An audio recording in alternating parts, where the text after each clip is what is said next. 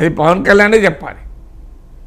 Right sir. ఇప్పుడు బలం లేకుండా భారతీయ జనతా పార్టీ పోటీ చేస్తే 6 లోక్సభ స్థానాల్లో అభ్యర్థులను పెడితే 10 అసెంబ్లీ స్థానాల్లో అభ్యర్థులను పెడితే సార్ ఆ పార్టీ గెలిచే అవకాశం ఉందంటారా? అండ్ ఇక్కడ మెయిన్ ప్రశ్న ఏంటంటే తెలుగుదేశం అండ్ జనసేన ఈ ఓట్ బ్యాంక్ బీజేపీ వైపు మళ్ళుతుందంటారా? అంటే మన దేశంలో సైమల్టేనియస్ ఎలక్షన్ జరిగిన ప్రతిసారి ఇప్పటివరకు ఉన్న డేటా ప్రకారం మోర్ దెన్ 77%, నియర్లీ 77% ఒకే పార్టీకి ఓటేస్తారు. అంటే అసెంబ్లీ పార్లమెంట్ ఎన్నికలు జరిగినప్పుడు. ఇక మన ఆంధ్రప్రదేశ్లో అయితే ప్రతిసారి ఒకే పార్టీకి ఓటేస్తారు. అందువల్ల అసెంబ్లీ పార్లమెంట్ ఎన్నికలు ఒకేసారి జరుగుతున్నాయి కనుక టీడీపీ జనసేన ఓటు వేసేవారు బీజేపీకి ఓటు వేయడానికి ఎక్కువ అవకాశం ఉంటుంది. కానీ ఎంత లీకేజ్ ఉంటుంది? డెఫినెట్గా పాసిబుల్, దాంట్లో అనుమానం లేదు. ఎందుకంటే జనసేన నుంచి టీడీపీకి ఓటు బదిలీ అయినంత కూడా టీడీపీ నుంచి జనసేనకు ఓటు బదిలీ కాదు. మీరు కనీసం ఒక 10-15% తక్కువ ఉంటుంది. ఉదాహరణకు జనసేన నుంచి టీడీపీకి ఒక 95% ఓటు బదిలీ అయితే టీడీపీ నుంచి జనసేనకు వచ్చేవరకు 80-85% బదిలీ అవుతుంది. దీనికి కారణం ఏంటంటే జనసేన చిన్న పార్టీ, టీడీపీ పెద్ద పార్టీ. ఆడ ఆల్రెడీ ఎస్టాబ్లిష్డ్ లీడర్స్ ఉంటారు. సో ఎమ్మెల్యే ఆస్పిరెంట్స్ ఉంటారు. మీకు జనసేనలో ఈ ప్రాబ్లం ఉండదు, కొన్ని చోట్ల ఉంటారు. సో వీరు జనసేన రాకని అంగీకరించలేరు. ఎందుకంటే భవిష్యత్తులో కూడా ఈ పొత్తుంటే తమ శాశ్వతంగా అవకాశం లేకుండా పోతుందని. సో అందువల్ల కంపారిటివ్లీ ఎంతో కొంత టీడీపీ తక్కువ ఉంటుంది. ఇక ఈ 2 పార్టీ నుంచి బీజేపీకి ట్రాన్స్ఫర్, జనసేన టు బీజేపీ అయినా కొంత ట్రాన్స్ఫర్ కావచ్చు. ఎందుకంటే పవన్ కళ్యాణ్ మొదటి నుంచి ఎన్డీఏలో ఉన్నాడు. పవన్ కళ్యాణ్ పట్ల జాతీయ బీజేపీ నాయకత్వం గౌరవం ఇచ్చింది. సో బీజేపీ జనసేన కలిసే చాలా ఏళ్ళుగా ఉన్నాయి కనుక ఆ ప్రాబ్లం రాకపోవచ్చు. కానీ TDP to BJP vote transfer కావడం ఒక ఛాలెంజింగ్గా ఉండే అవకాశం ఉంటుంది. ఎందుకు అవకాశం ఉంటుంది? ఇప్పటిదాకా మనం అనుకుంటున్న అనేక ప్రశ్నలు తెలుగుదేశం శ్రేణుల్లో మనసులో ఉంది. టీడీపీ శ్రేణుల్లో ఎవరు కూడా బీజేపీతో పొత్తును ఆహ్వానించడం లేదు, ఎక్సెప్ట్ చంద్రబాబు నాయుడు. లోకేష్ కూడా ఆహ్వానిస్తడం లేదో నాకు తెలియదు. ఒక్క చంద్రబాబు నాయుడు డిసిషన్ మాత్రమే. టీడీపీలో పోలిట్ బ్యూరో నుంచి మొదలుకొని దిగువ స్థాయి వరకు బీజేపీతో పొత్తును ఒప్పుకోవడం లేదు.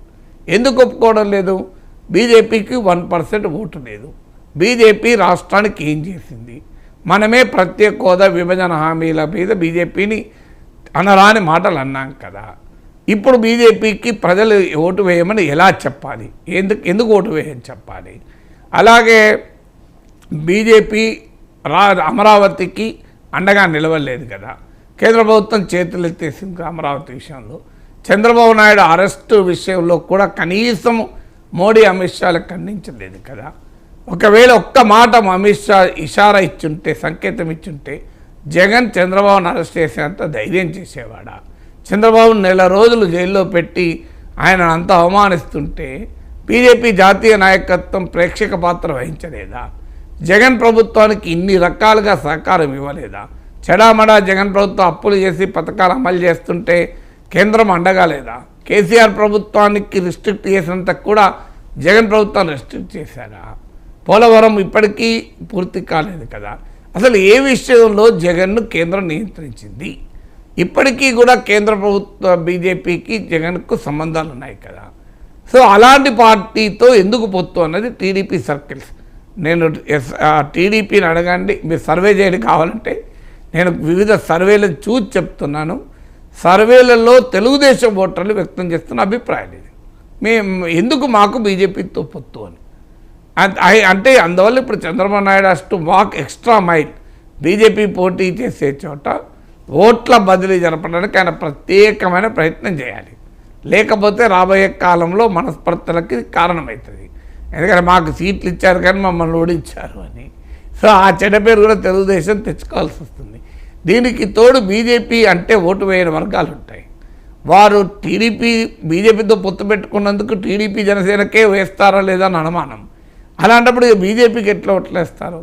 సో అందువల్ల ఈ ఫ్యాక్టర్స్ అన్నీ డెఫినెట్గా ఈ అలయన్స్ ఉంటాయి. ఎందుకంటే ఇది నేచురల్ అలయన్స్ కాదు. అంటే ప్రజలు కోరుకున్న అలయన్స్లు ఉంటాయి, ప్రజలు ఆశించిన అలయన్స్ ఉంటాయి, ప్రజలు ఆశించిన అలయన్స్లు ఉంటాయి. నేను చాలాసార్లు చెప్పాను, ఇందిరాగాంధీ ఎమర్జెన్సీ పెట్టినప్పుడు దానికి వ్యతిరేకంగా పరస్పర విరుద్ధ సిద్ధాంతాలు కలిగిన సోషలిస్టులు జనసంఘీయులు కలిసి జనతా పార్టీకి ఏర్పాటయ్యారు. అయినా ప్రజలు ఆహ్వానించారు.